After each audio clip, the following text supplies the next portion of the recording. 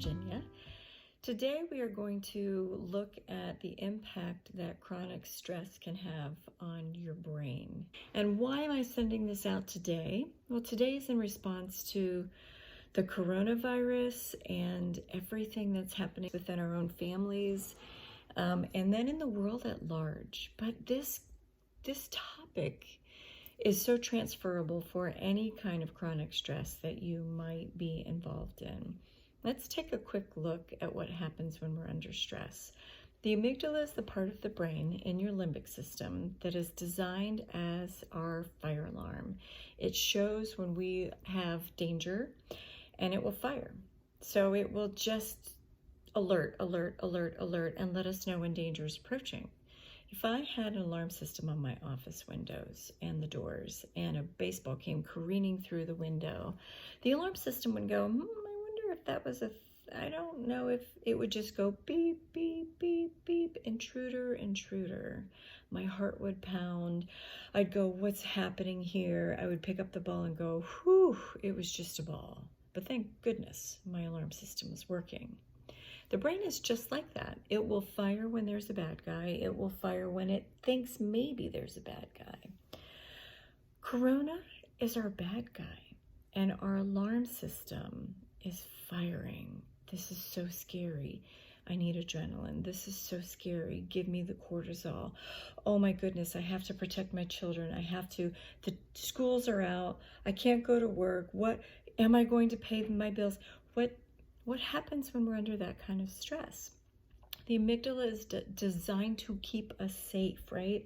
It makes us way more alert. Who can rest when we are so worried and so stressed? That's part of its job.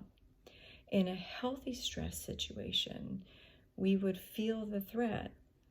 This coronavirus is pretty serious. I hear you, news. Okay.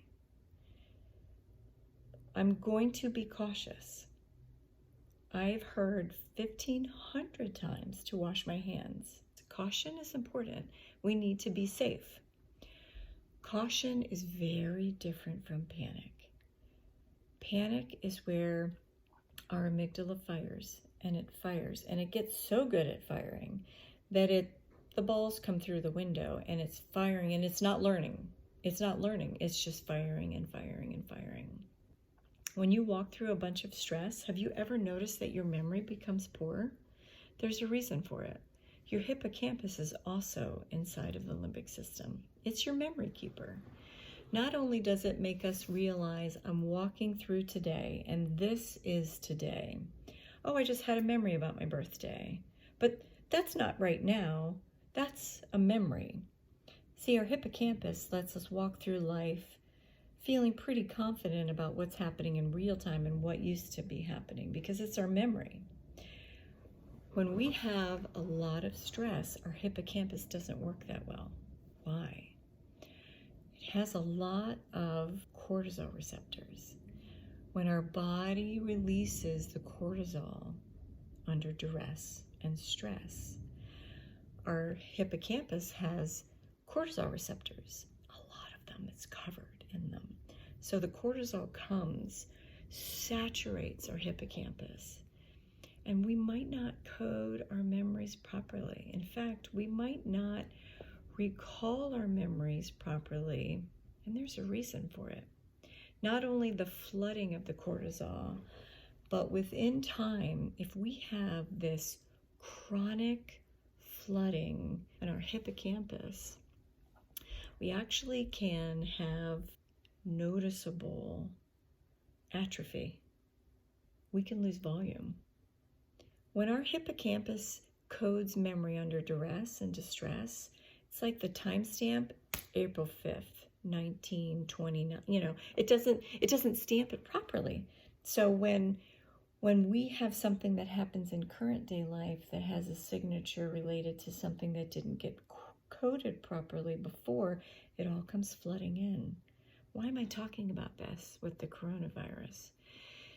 Because this might take a while.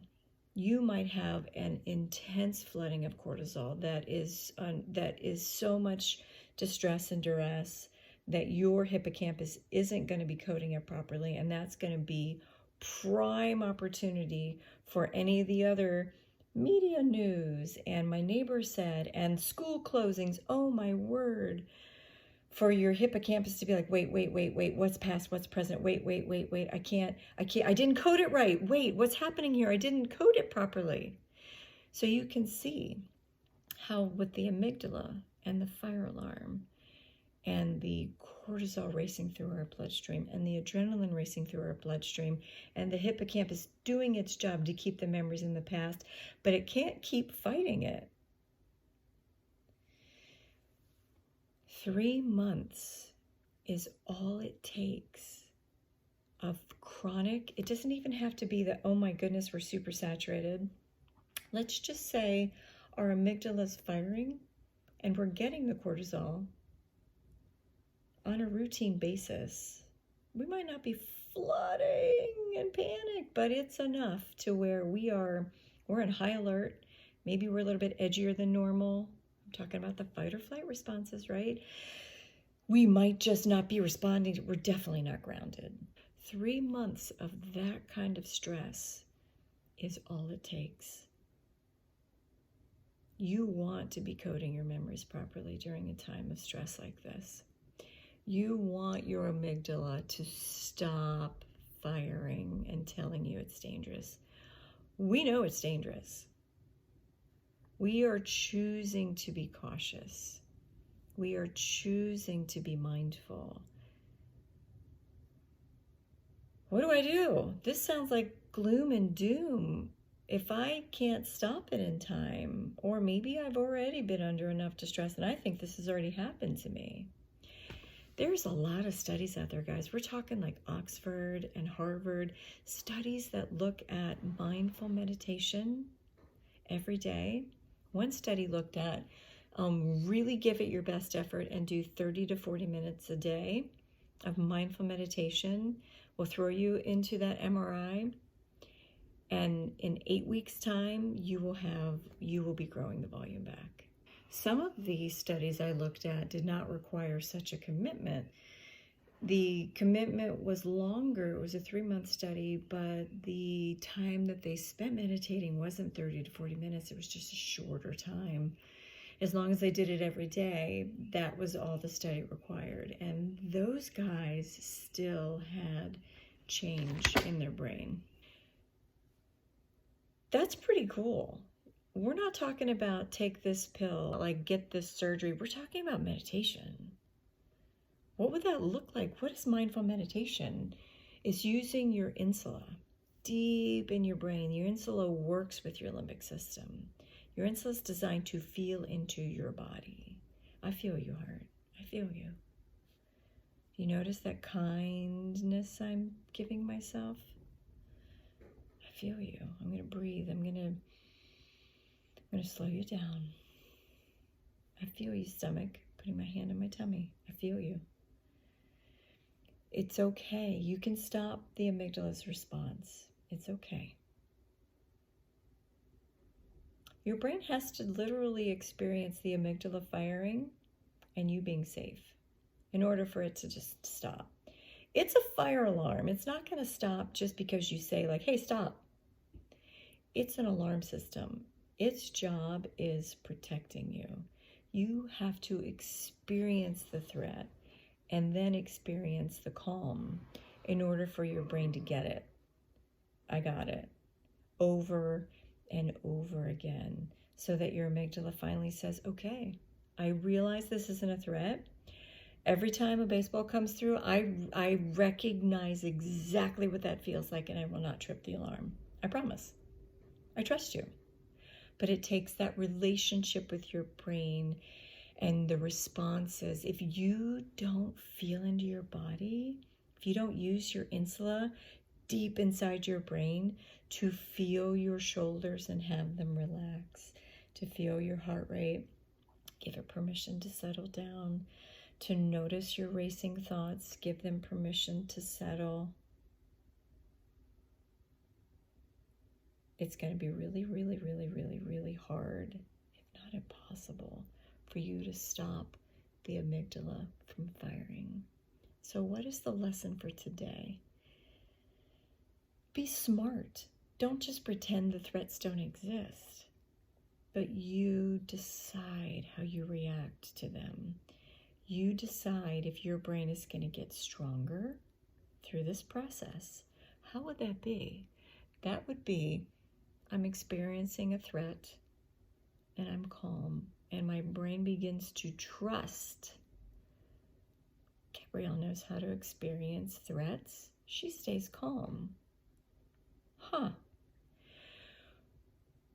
We're talking important brain structure, and we're talking about important ways that we respond to stress. Now, if you're watching this, chances are you're an adult, right? Maybe you have little ones underneath your care too. Our children co-regulate with us. They watch how we respond. They respond with us. How we respond, how we teach our children to respond is very important. What can we do? What else can we do? I want to try the mindful meditation. I want to try some other things to calm myself down, to use my insula, to feel into my body, to recognize the places in my body that are carrying the stress, to get it out. Maybe I need exercise to pound it out of my body. That would be my insula and I working together. What do you need, body? What do you need? Maybe I need to turn off the news. Maybe I need to say, when it gets to the next step and I have to make a change or I have to decide what to do, at that point, I will decide what to do. And at that point, I will choose how I'm going to react. Because you want to get really, really good at how you react. You want the amygdala to fire. Oh no, the president said there's a quarantine over. Okay, I hear the danger. Amygdala, I got this. Because immediately I'm feeling into my body. I'm using my insula. Immediately I'm going to go into that mindful meditative space. Before I go to bed tonight, I am making sure I go into that mindful meditative space where I recognize my body, I recognize my thoughts, and I calm everything down. It's when you can begin to use other tools that help bring your heart rate down, your blood pressure down, and help get you into your parasympathetic nervous system, the calming part of your nervous system down. That helps calm your amygdala, and that helps calm everything down just enough to give your brain the sense that you're safe.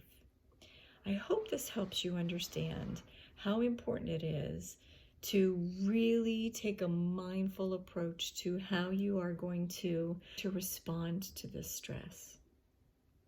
Knowing that there are real threats, but how you respond to it does not change the threats, but it will change your brain.